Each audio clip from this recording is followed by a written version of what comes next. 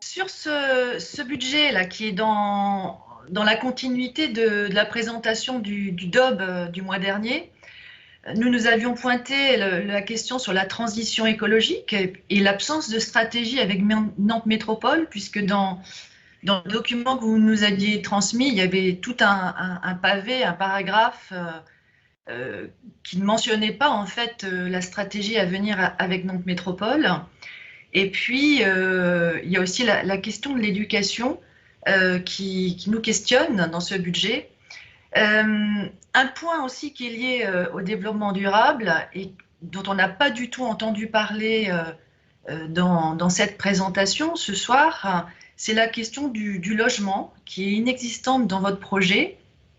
Nous avons pointé le manque de logements sociaux et nous connaissons vos arguments à ce sujet, donc on ne va pas revenir, mais quand même, plus 30%, c'est la hausse des prix de l'immobilier en 5 ans.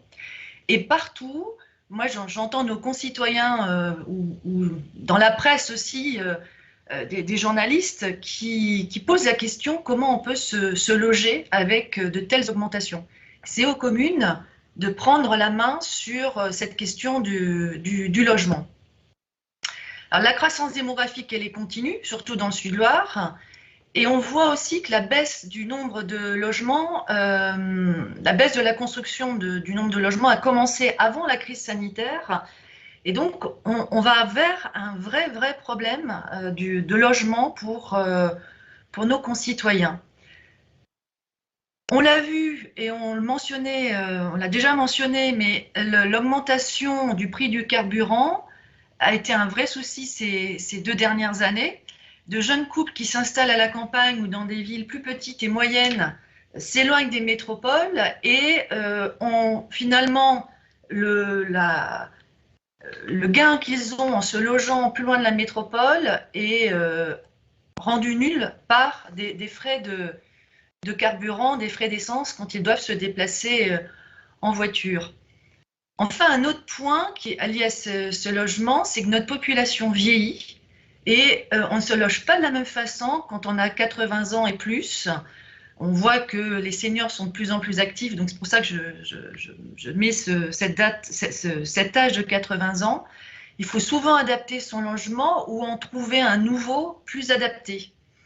Et ça, on n'en a pas du tout vu apparaître ni dans le DOB, ni dans ce qui vient de nous être présenté au niveau du budget pour l'année qui vient. Et la question du handicap aussi, je l'associe à cette question du logement. On voit que se loger quand on est porteur de handicap, ce n'est pas simple. Voilà, et le deuxième point, nous qui nous frappe dans ce budget, Monsieur le maire, vous avez parlé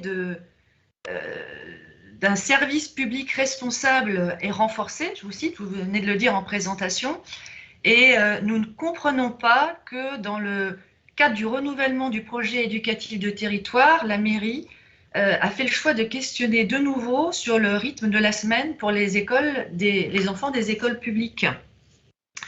Et on a quand même une forte impression, mais j'espère que vous allez dissiper cette impression, que en fait, ce choix-là est considéré uniquement pour des raisons économiques et de faire des économies en fait sur ces lignes budgétaires-là liées à la semaine de 4 jours et demi. Moi, je rappelle que cette semaine a été mise en place il y a déjà 9-10 ans pour aménager le temps des écoliers qui était avant sur 4 jours de la semaine, qui a été rapporté à 4 jours et demi. Les enfants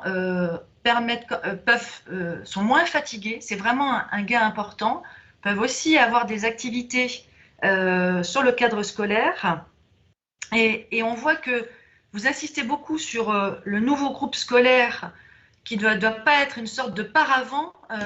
On se réjouit de ce nouveau groupe scolaire, mais il y a les autres écoles et il y a aussi cette politique éducative qui avait été lancée sous la présidence de François Hollande. Et c'est un point très positif dans l'apprentissage pour les enfants. Donc, une réorganisation, ça va chambouler énormément de choses. Donc, on voudrait vraiment que vous soyez attentifs à ce qui va se décider dans les conseils d'école et être attentifs aux propos des parents et des parents d'élèves. Et puis, deuxième point, on a parlé du budget aussi et monsieur l'adjoint au maire a présenté tout ce qui était activité périscolaire pour les enfants, enfin pas périscolaire mais hors scolaire. Et moi, je rappelle que l'accueil de la presse au vin est complet et qu'il y a aussi une réflexion à avoir sur ce sujet-là, parce qu'on le voit, c'est un bel outil, mais qui est trop juste, et il faut aussi avoir une réflexion à ce sujet. Voilà donc les deux points essentiels qu'on voulait aborder dans le cadre de ce budget pour l'année 2022. Le logement, qui est vraiment un gros manque dans les discussions qu'on a pu avoir dans les commissions. Et puis, on insiste sur les rythmes scolaires. Ce n'est pas anecdotique, c'est important aussi dans la construction de l'enfant et le budget 2022 ne doit pas se faire au détriment de cette action-là. Je vous remercie.